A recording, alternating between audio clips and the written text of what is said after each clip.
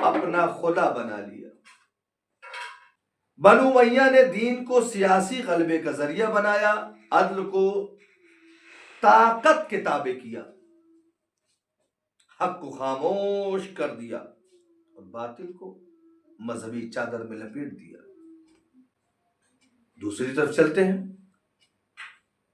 بنو ابو طالب کا دین، جس کی بنیاد ایمان، صداقت، شجاعت، فقر فی سبیل اللہ، قرآن جس کی کردار کی قسم کھاتا ہے، وہ یہی ہے،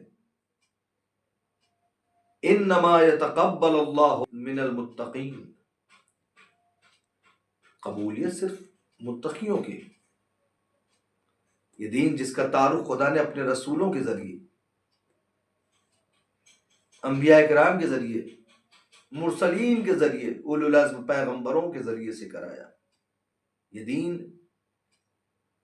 جہاں حق دلیل سے ثابت ہوتا ہے، جہاں عدل طاقت پر غالب آتا ہے، جہاں دین انسان کی اصلاح کا نام ہے، نہ کہ اقتدار کا۔